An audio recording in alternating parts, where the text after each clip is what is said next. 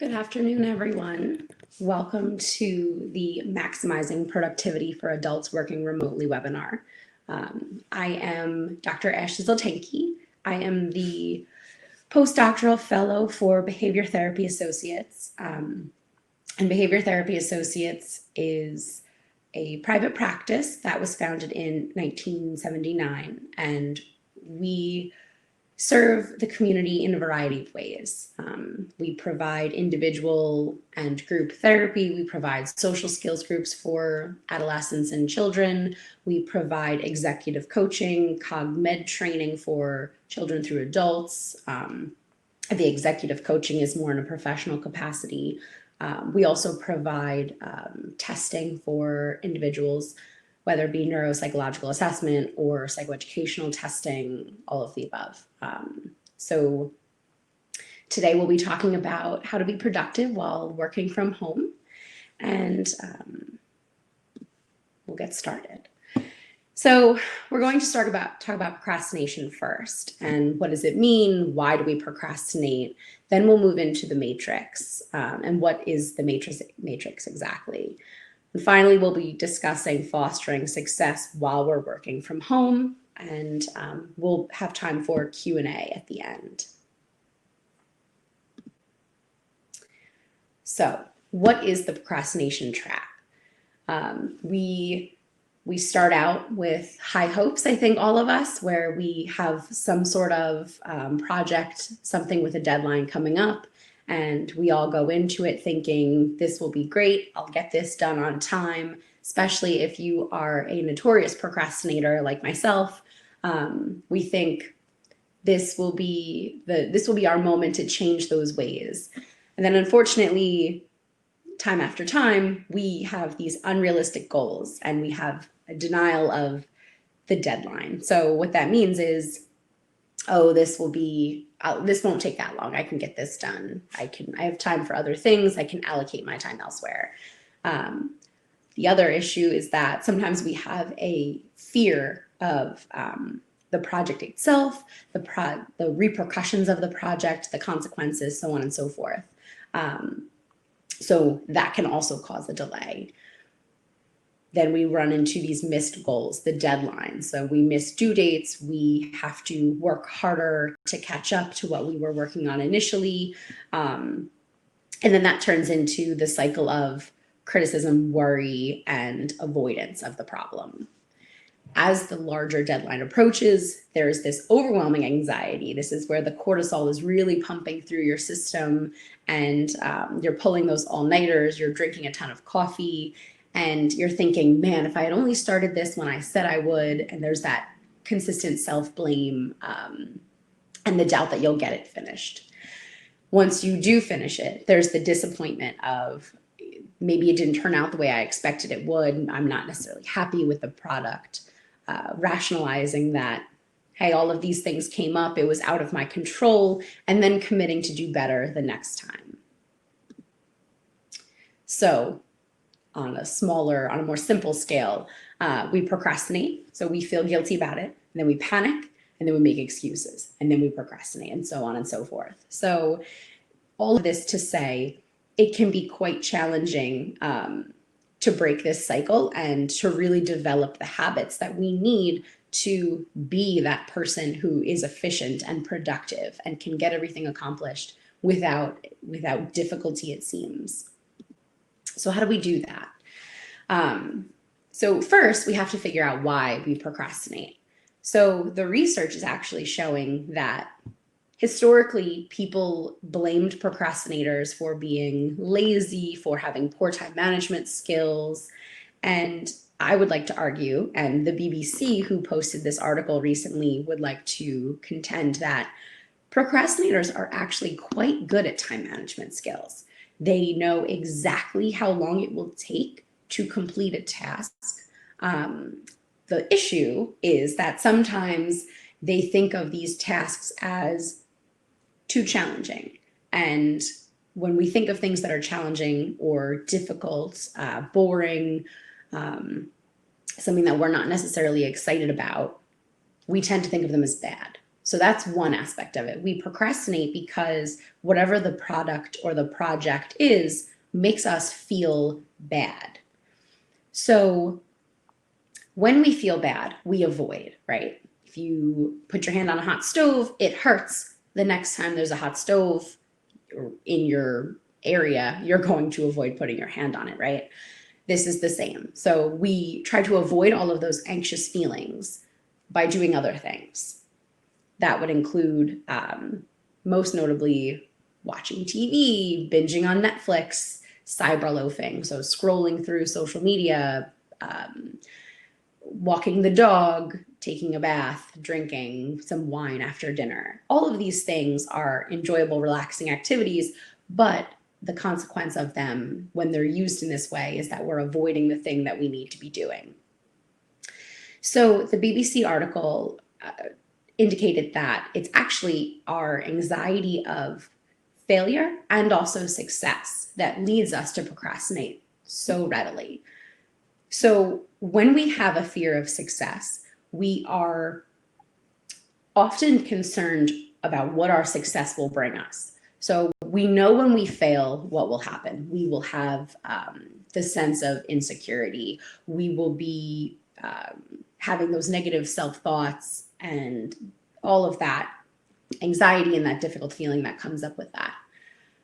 When we succeed, that should be a positive, but success comes with its own challenges. So when we're being praised for a project or a report that we finished that was really well done, when we nail that business meeting and we're up for a promotion, any of those things actually lead us to have increased anxiety due to a couple of factors.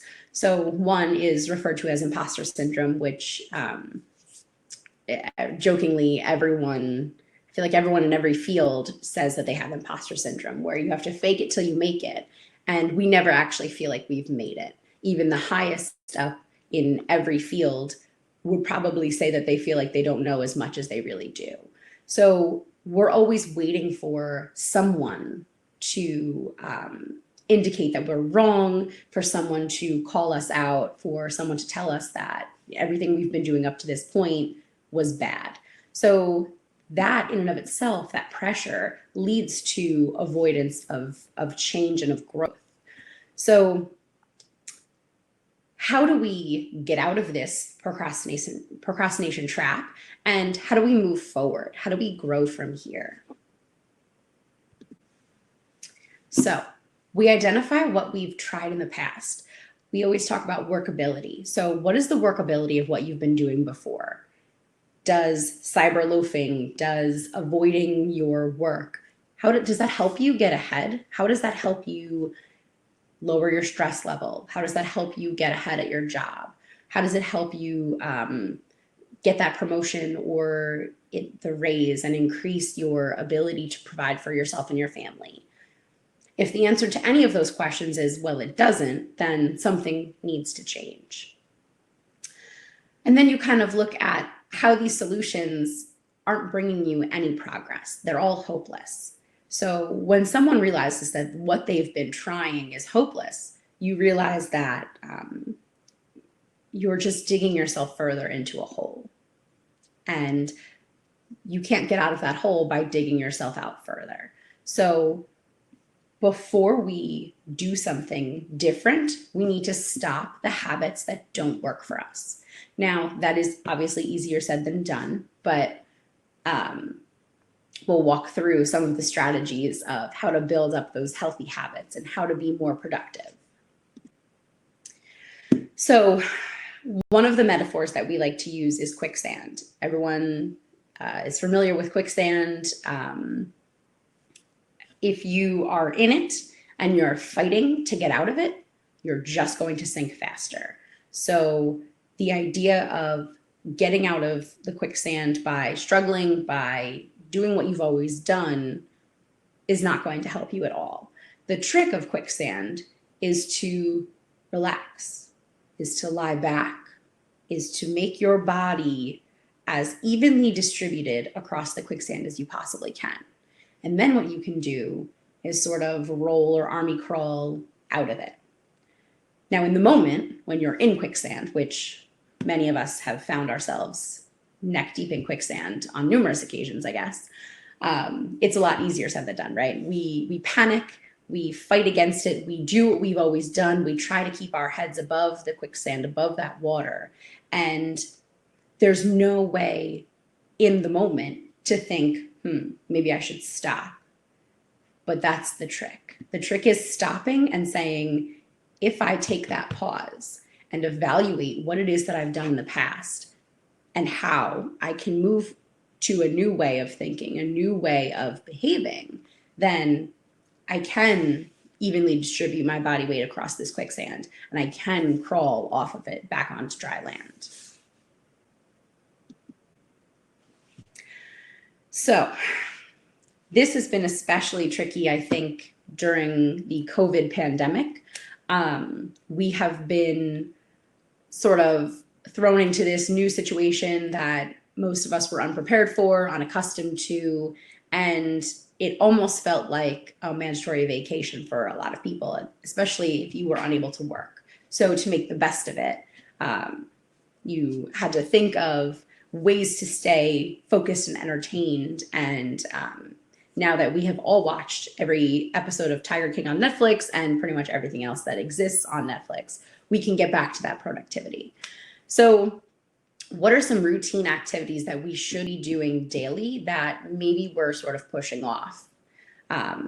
Getting up and brushing our teeth every single day, showering every single day. And that means getting dressed not in activewear or sweatpants, pajamas, anything like that. Eating regularly. So not waiting until the end of the day and realizing that you've only kind of grazed on some snacks or, eaten some ice cream for dinner and call it a day. Really maintaining that structure of eating healthy and the self-care routine that we were all previously working on before COVID happened. Also that healthy sleep cycle. And that seems to be one of the more challenging things for people where we find, I can stay up a little bit later. I don't have to get up and do my commute to work anymore if you are working remotely. So that in and of itself has taken away some of the structure of our daily routine. So we're sleeping late, we're getting started with the day later, we are more fatigued, and then we're ending up in this negative cycle of either staying up late and eating unhealthily or sleeping later during the day, missing meals, missing routines, things like that. Also paying your bills on time. This is something that seems pretty straightforward and easy to do, but when you don't know what day of the week it is, it can be really challenging. So if we're in that situation of, I don't know what day and time it is, I'm not familiar anymore with the regular calendar because every day feels the same, really try to make sure that you know exactly what day it is, when are your bills due, and stay on top of those things. And then working during typical work hours. So I'll tell you myself, I'm a night owl, so staying in that normal work day for me can be a bit of a struggle. So turning that into something more productive so that I have that relaxation time later in the evening, even for myself, it can be something that is very challenging. And then also enjoyable activities. So making sure you're getting outside in a safe way, exercising, doing the leisure activities of watching TV, reading, using music, whatever it might be that you're interested in, spending time with loved ones safely, adhering to the regulations put out by the governor, and then engaging in any previously enjoyed hobbies or activities that you either have always wanted to try or that you used to do and then stopped having time for. Now we have that time to engage in those activities we enjoy. So as we look at being productive and developing these healthy habits, one thing that we need to consider is what we value. So our values are what we care about in life. What are we working toward? So values have no end. They give our lives meaning and purpose, and we select them based on how we want to live our lives and how we want to be looked at by others and how we want to be remembered and how we are interested in keeping ourselves open to new possibilities. So if you have the value of interest and love of education and learning, then that means you will never stop seeking opportunities to learn. A goal within that value might be acquiring an MBA, a doctorate degree, taking webinars, taking courses online, going to museums. So you might have a bucket list of every museum in the country, but that doesn't mean that's a value, right? That's a goal. You can check those off your list. Your value of love of education does not end until you die. So if you think about it the way of one of the metaphors that we use frequently is, if you want to travel west, when do you stop traveling west? The answer is you don't. So those are your values. You just continue to travel, and when you think you've gone as far west as you can, there's always somewhere further to go. So when we think we've had a great day of living within our values, there's always tomorrow. So it's something that we're continually striving for, but we never fully achieve it to the point where we don't have to live within our values anymore. So values can be any number of things. Values can be relationship driven, they can be self-care driven, work driven, educationally driven, anything like that. So if you say one of my values is being a supportive partner, so you will always be a supportive partner if that's your truth, if that's your value. So you will always strive toward being a supportive partner. Now, day to day, that doesn't always mean that we don't make mistakes, we don't have slip ups, we don't snap at someone we care for, but it means that the choices you make are based on your value of being a supportive partner. So if we think about that, then we'll start looking at some of the behaviors that we can engage in order to live within our values. So the first set of behaviors are toward behaviors. These are behaviors that move you in the direction of your values. So what's important to you might not always feel good in the moment, but in the long run, it will eventually feel good. So exercise is a really great example for that. If you are stating that your value is being healthy and being fit, okay, so that means you need to eat healthy and you need to exercise regularly. Now, most people, when we are eating broccoli and running miles or working out in the gym, we're not really loving it, right? We're not really in the moment saying, this is the best thing I've ever done, I'm so happy. And maybe you are, but maybe you're not.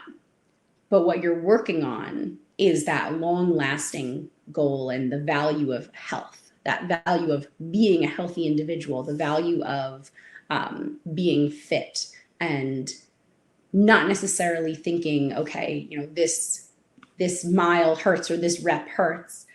You're looking more in the future. So some of the examples are going to the dentist. So we value our teeth, we value our gum health, our mouth health, preparing for an important meeting.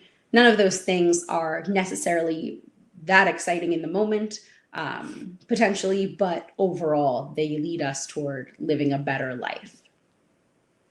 There are also away behaviors. So away behaviors they act as an obstacle. They move you away from your value. So moving away from your value, instantly feels good, but over time, it can lead to a lot of difficulty. So using drugs can be an away behavior, avoiding going to work, calling out sick, missing a class, missing a webinar, something like that, staying in bed all day. all of these behaviors are also moving you away from your values.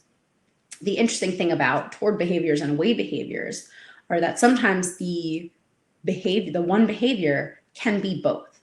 So for example, exercising can be a toward behavior because it's moving you closer towards your value of health, your value of being fit, your value of, doing the best you can physically. However, it can also be an away behavior. So if you're struggling with an eating disorder, if you are avoiding doing work by exercising, you can use this one behavior also as an away move from your value. So it all depends on how you use those behaviors and what is your motive, your motivation. So this is the matrix that I was referring to, not the Keanu Reeves matrix. So what we talk about here is everything in this circle is dependent on this noticing workability. So another term for this is psychological flexibility.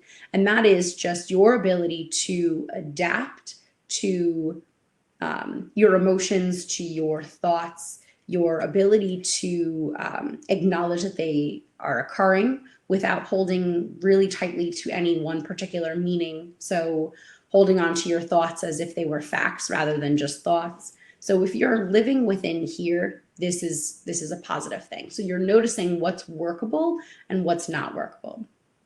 So up here in this half of the matrix, these are the outward things that are occurring. So these are your five senses. These are everything out in your environment. Down here in this half, these are all of your internal sensations, all of your thoughts, your feelings, all of that. So we'll start here in this quadrant and work our way around. So these are your values down here. So we're moving toward and we're also internal. These are the things that are important to you. What brings meaning to your life? Who is important to you and what do you value? So these are all of those things. Over here are the yucky things. We call this the stinking thinking. So these are the yucky thoughts that show up and that can get in the way of moving toward your potential, your purpose. So these thoughts include, I'm a loser. I don't know what I'm talking about. I'll never get that project done. My boss is going to fire me. I have no reason to be here. They can also include thoughts like I'm unlovable, I'm worthless, I'm ugly, I'm fat, I'm stupid, I'm a monster, I'm a bad parent, I'm a bad friend. So all of those nasty thoughts that we have that start ingraining those feelings of doubt and those feelings of low sense of self-worth, all of those thoughts occur down here in this quadrant. When we move up here into this quadrant, those are behaviors that occur. So now we're up here in the outward portion of the matrix and we're still moving away. So these are the behaviors that we engage in: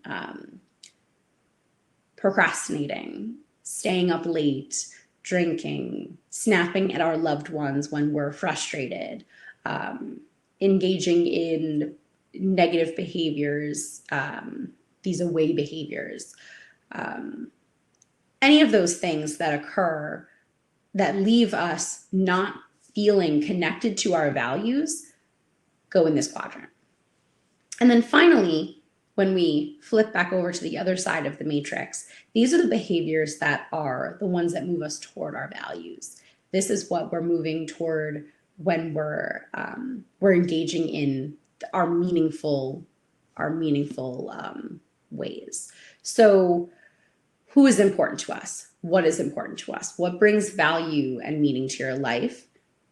Those behaviors might include exercising, being healthy, being a supportive parent, being an available friend, being a caring mentor or a caring spouse or partner, doing the things that in the moment feel really challenging and feel really hard to do, but overall brings so much more meaning to our lives.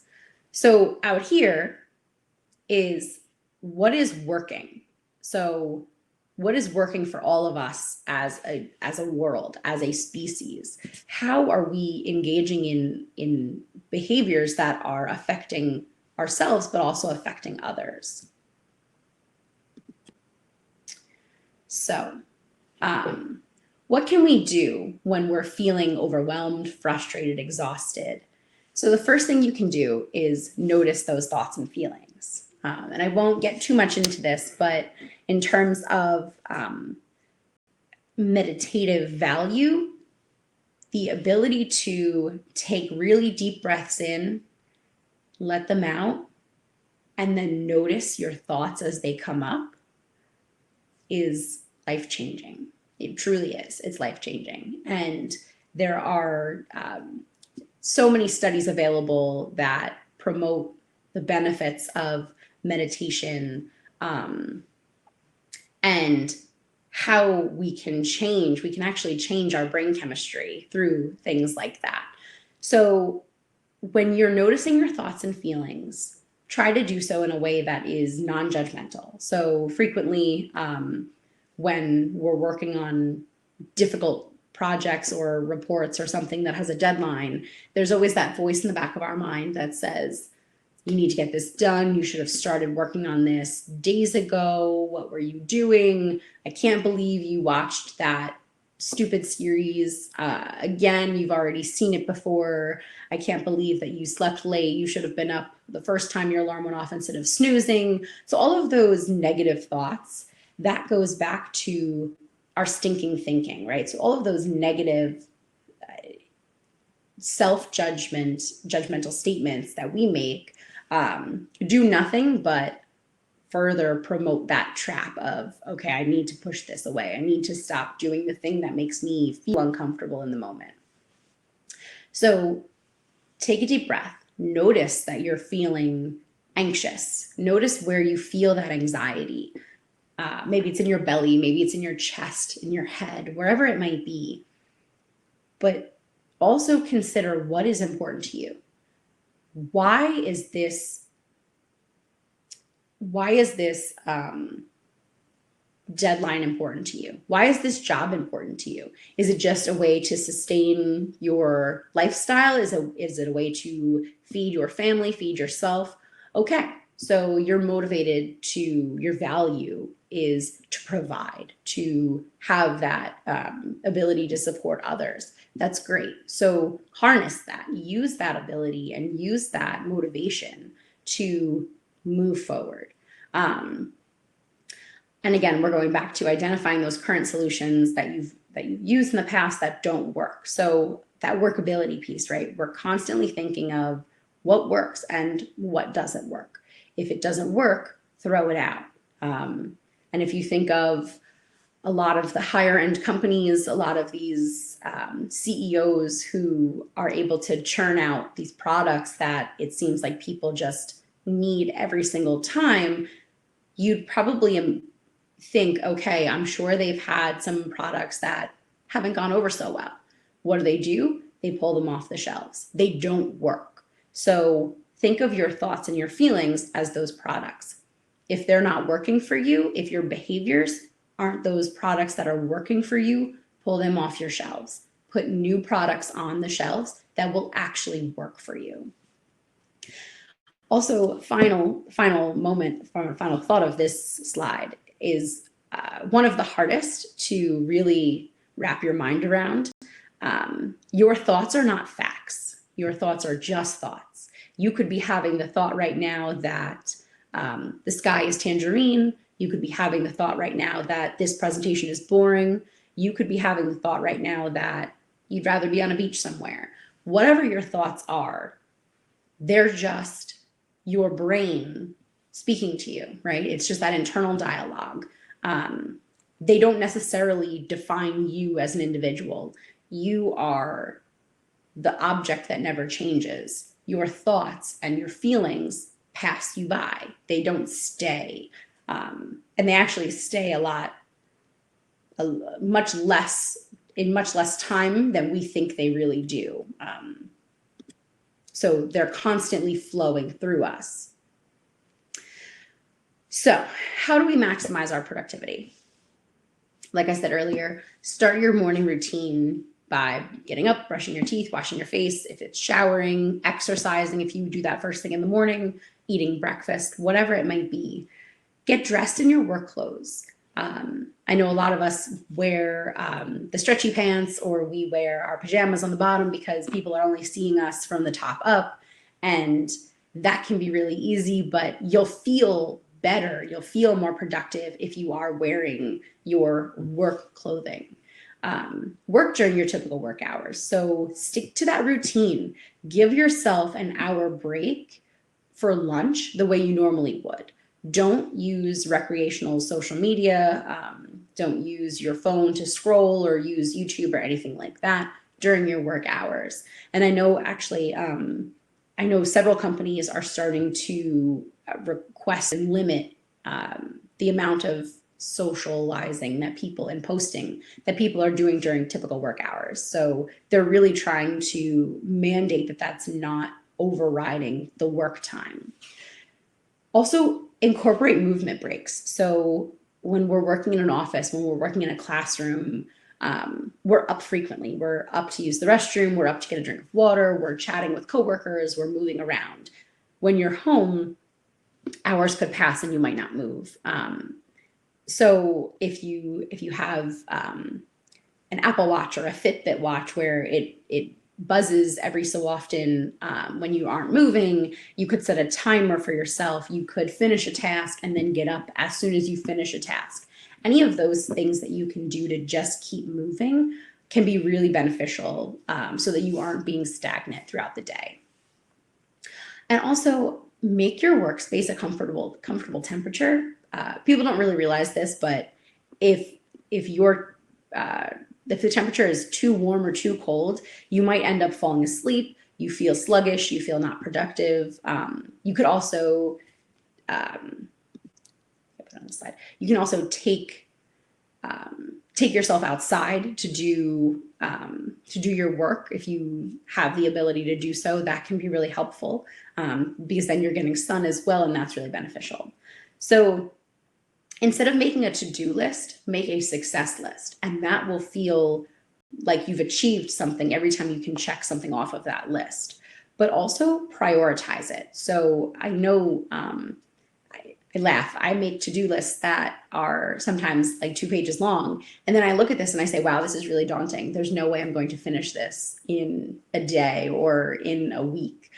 So what I do is I take that list and I chunk it and I make it into bite-sized daily activities. So I'll group them based on home or work or whatever it might be. And then what that does is it allows me to be productive, but also keep moving forward and not get bogged down by, oh no, I think I've bitten off more than I can chew. I'll never get all of these things done. So really prioritize and try to be efficient with that time. If you have a free moment, get a small thing finished. If you have to wash the dishes, if you have to fold the laundry, if you have a spare moment for those things, that will be just something to check off of your list and you can feel productive that way. And on the heels of that, try to avoid multitasking. So frequently we will sit down to work while we're watching TV. We will try to respond to emails while we're doing something else work related. This is called divided attention, and divided attention doesn't work. So the best example of divided attention is texting while driving. When you're texting and driving, you're physically driving, but your attention is focused on your phone. Even if you say, no, I drive with my eyes on the road, I can text to the side, your attention is still focused. You're attempting to focus in 2 places at once, and it doesn't work. So it's not helpful.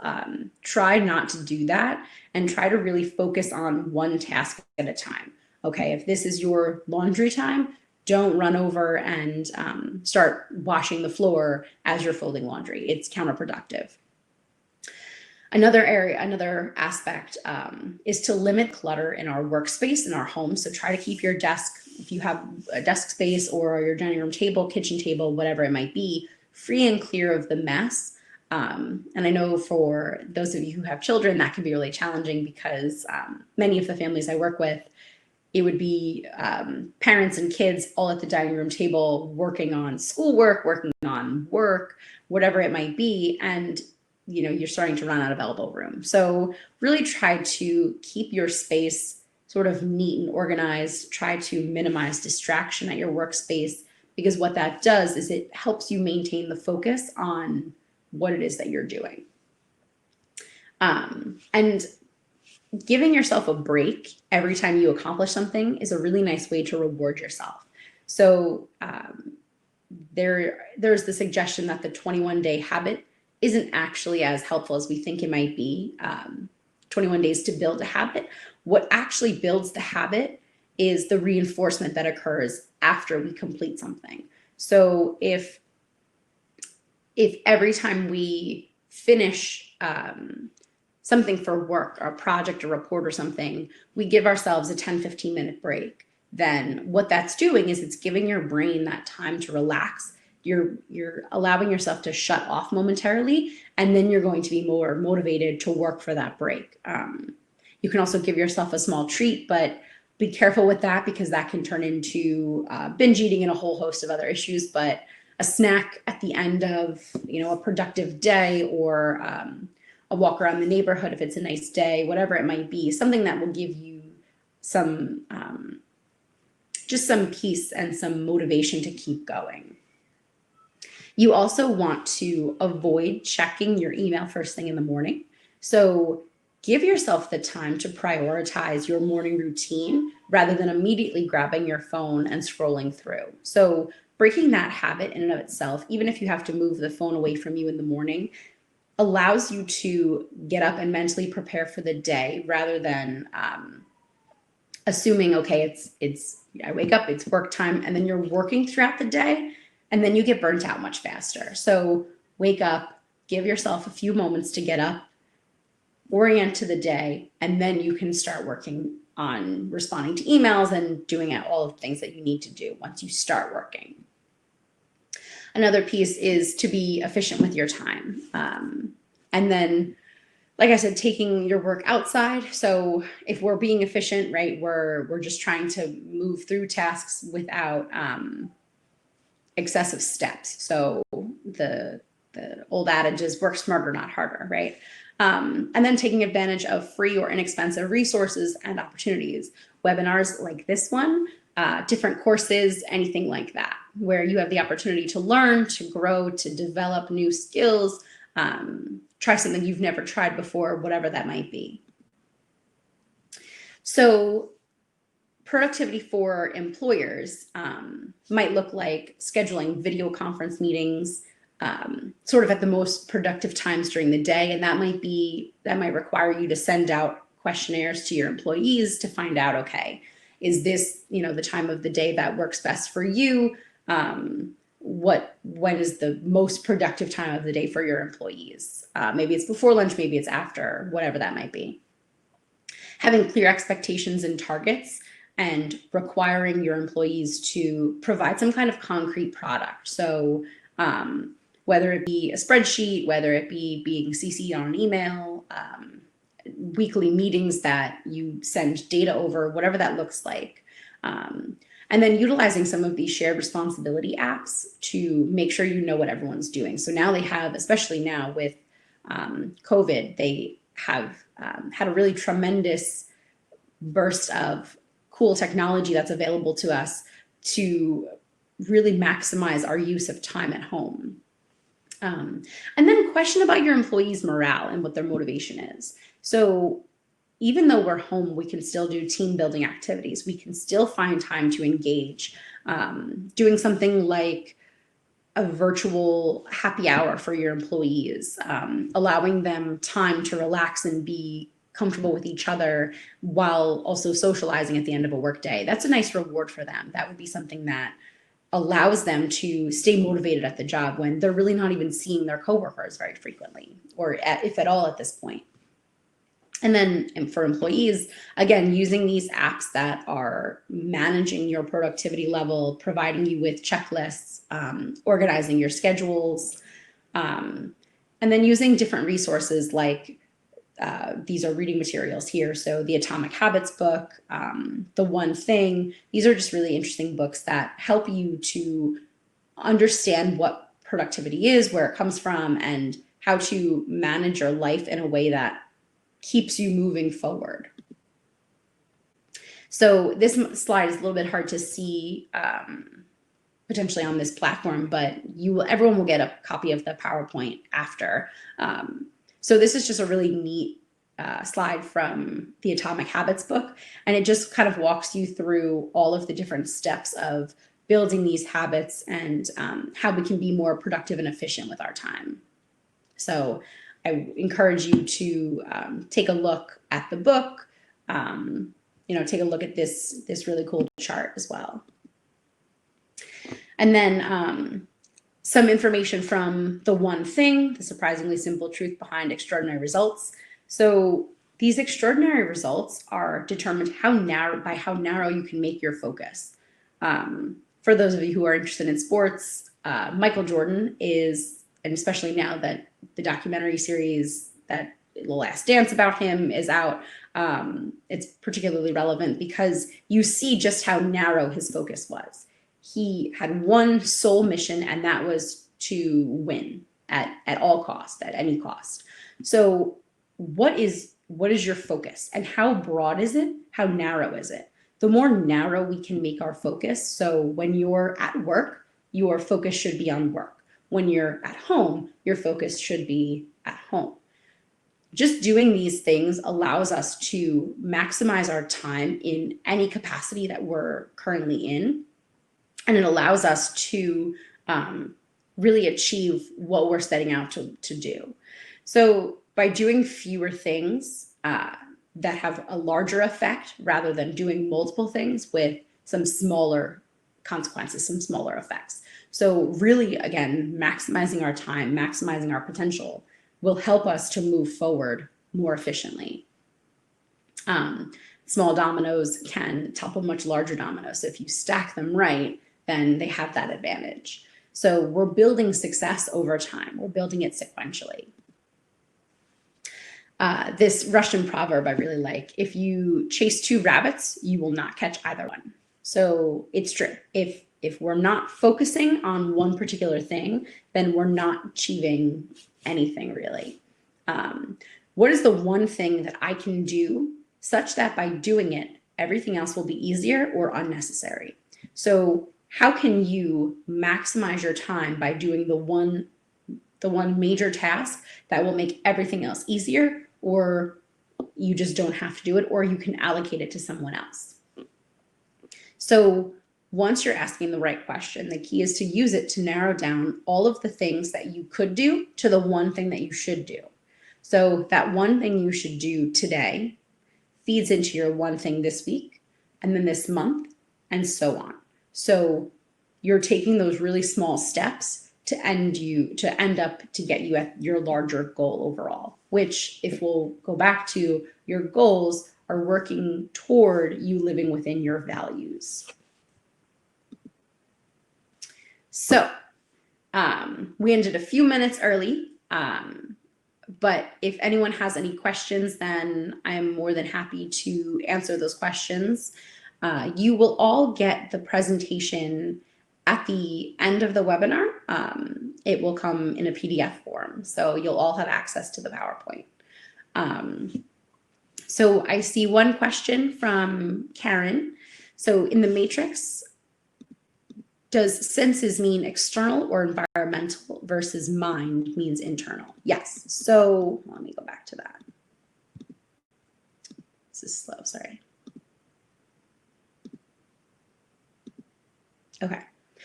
So your senses, this is everything that is external. So these are all of the things in your environment. That could be behavior of your interactions with others. That can be literally your five senses. So what are you touching? What are you seeing? What are you tasting? So on and so forth. This is all of the things that are going on in your environment currently. The internal, the mind aspect, are all of your thoughts and sensations, your internal sensations. So when you have a negative thought, sometimes that you get that feeling in your stomach where you're uncomfortable. You're like, ooh, my stomach hurts, or you say something that you think, oh, that was stupid, I shouldn't have said that, and you feel that rush of blood up to your face, so then your face feels really hot and flushed. Doing that will really, you'll feel it internally, and then again you'll see it externally. But overall, your senses are focusing on what's outside, and then your mind is focusing on what's inside. Does anyone else have any other questions? I'm also more than happy to provide any resources if anyone would like to email me. My email is on the front of the PowerPoint. And there are really some cool opportunities to engage in this work if this is something that you're interested in through executive coaching. There's also, we do CogMed training, which allows you to work on attention, working memory type difficulties, and that's geared toward adults and children. So there are really some fascinating resources that are available to help you be more productive. And there are also, like I said, quite a few reading materials that are out there. And there's definitely more, I think, than there has been over the last couple of decades, but consistently trying to be more productive, be more efficient with our time. Okay, so Sarah asked, do you have any suggestions for how to boost morale with youth or families that we work with remotely, also for our staff? I know you mentioned the happy hours we have been starting, but would love any way to help our youth and families. So with kids, one of the things that we run into with the children that I work with is that they very much get Zoom fatigue. And that's partially because they use technology time in other ways. So a lot of kids are really overemphasizing or really emphasizing the video game time now that they're home much longer during the day. So what we encourage families to work on is the transition piece, how to help your child engage appropriately when it's time to do work or to do chores, eat dinner, help with making dinner, anything like that. Having that structure, then having them either work on earning their video game time or earning some type of reward that will help them be more productive and more structured. Because what's happening, what we see with a lot of the families that we work with, is that the kids are being sort of forced into this situation that they don't always understand, and they're not able to see their friends. They're not able to get out all of that excess energy through school, recess, gym class, all of that.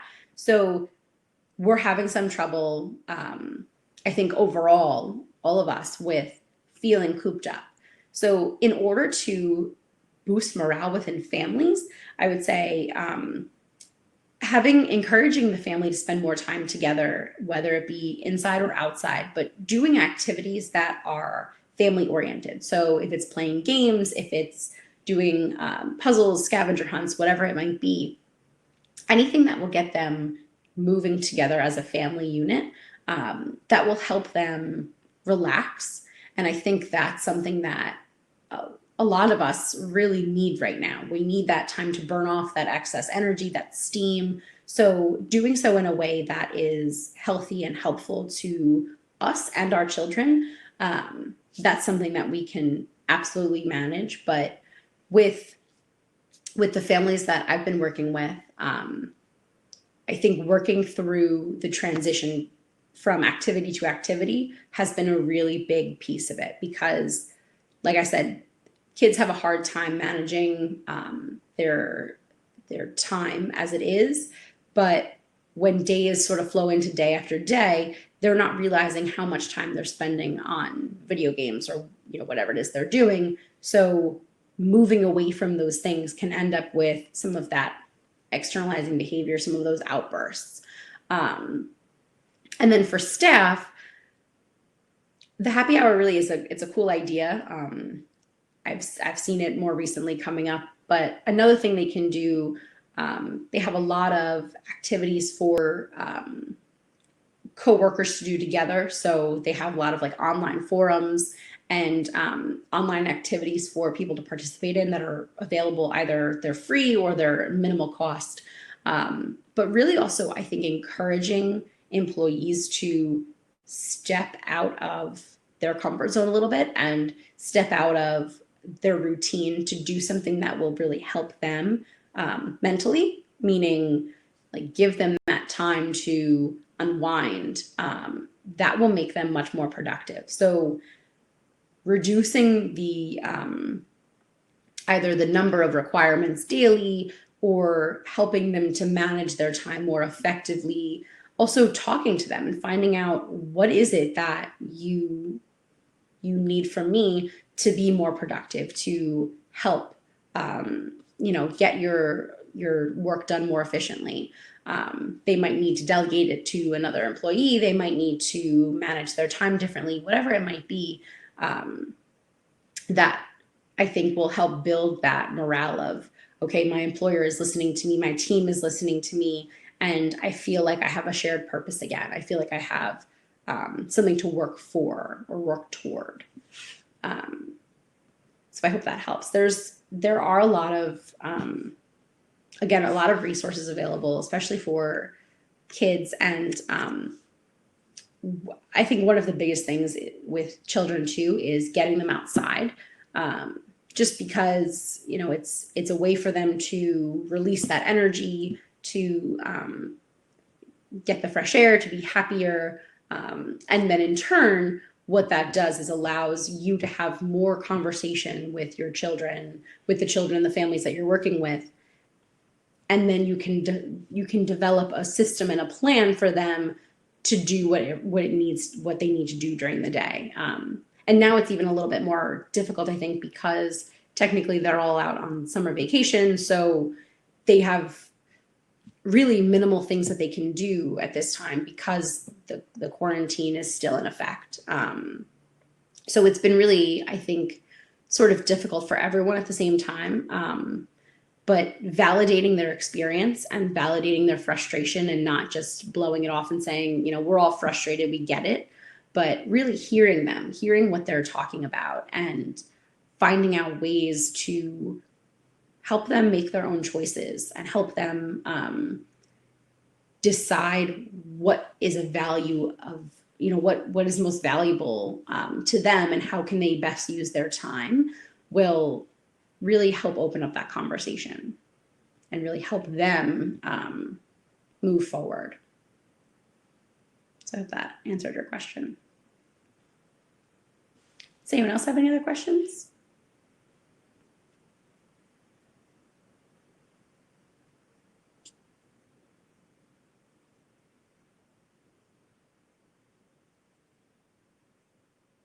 No.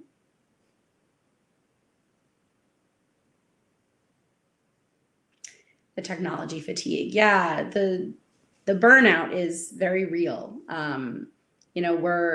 We're staring at computers all day, and it's quite detrimental to our eyes. It's quite detrimental to, I think, our sense of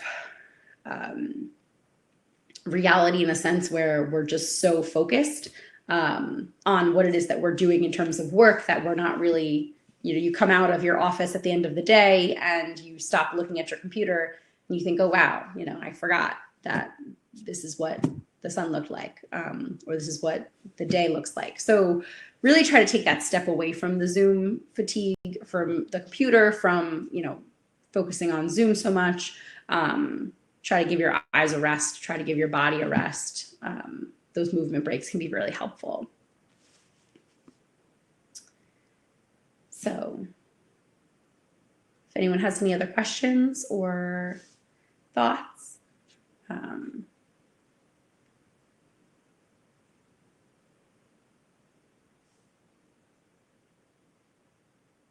no? Okay. Okay, well, thank you all so much for being here with me today. And I hope that you got something out of this. I really hope that you enjoyed it. And if you have any questions or follow-up questions or anything that you would like more individual assistance with, please feel free to reach out to me. You'll also get a link to our website, Behavior Therapy Associates. We're still open. We're seeing individuals either virtually. We're also on a case-by-case basis considering, as things start to open up eventually, doing things in person again, depending on, what obviously safety and all of that, what's going on. But we are practicing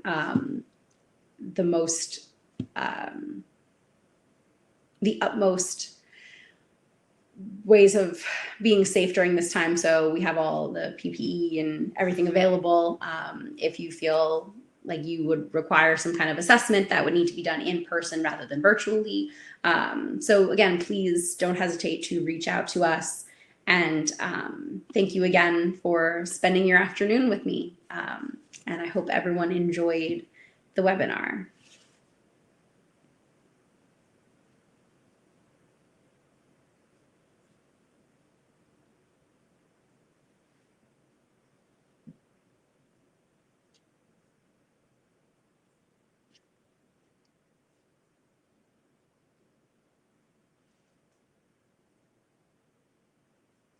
And thank you, everyone.